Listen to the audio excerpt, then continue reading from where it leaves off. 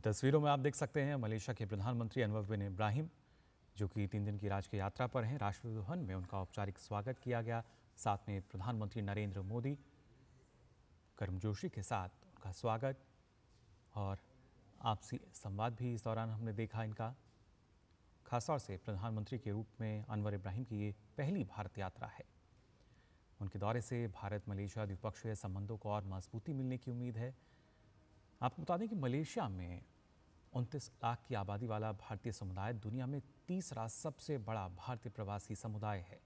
Bharat Malaysia के लिए पर्यटन का 5वां सबसे बड़ा स्रोत है। और हमारे साथ फोनलाइन पर हमारे संवाददाता अरुण शर्मा फिलहाल जुड़ चुके हैं। अरुण, अगर देखा जाए क्योंकि प्रधानमंत्री के रूप में ये पहली भारत यात्रा है अनवर इब्राहिम की, लेकिन दोनों भारत और मलेशिया के अगर द्विपक्षीय संबंधों की बात की जाए, व्यापारिक संबंधों की बात की जाए, वो काफ़ी मजबूत।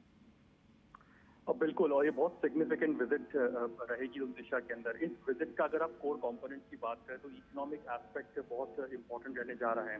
जी। हम इस बात को जानते हैं कि जो लगभग $20 बिलियन के आसपास का ट्रेड दोनों देशों के बीच में है। दोनों देश इस चीज को टारगेट कर रहे हैं कि $25 बिलियन तक इस ट्रेड टारगेट को लेकर के जाया जा सके अगले साल तक। इम्पोर्टेंट इसलिए भी है क्योंकि हम जानते हैं इस बात को मुकुल के लगभग 150 के आसपास कंपनी जो भारतीय कंपनी हैं वो जी। मलेशिया में बेस्ड है, जहाँ पे इन्वेस्टमेंट को बढ़ावा जो अपनी कैपेसिटीज को एनहांस कर रही है। वहीं दूसरी तरफ मलेशियन 70 के आसपास मलेशियन कंपनीज इंडिया में उनके बेसिस हैं, उनके एंटिटीज हैं।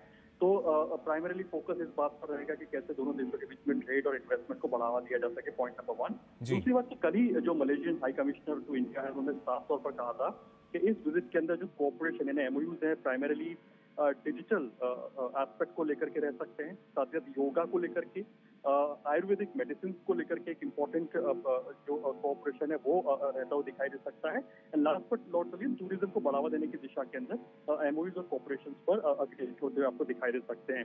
इस बात को हम जानते हैं कि मलेशिया और इंडिया के बीच में एक बहुत ही इंपॉर्टेंट फैक्टर है, पिलर जिसको आप कह सकते हैं, वो पीपल टू पीपल कनेक्ट है। टूरिज्म एक बहुत बड़ा एक पॉइंट रहता है जहाँ पर इंडिया मलेशिया के बीच में जो एक कनेक्टिंग पॉइंट रहता है।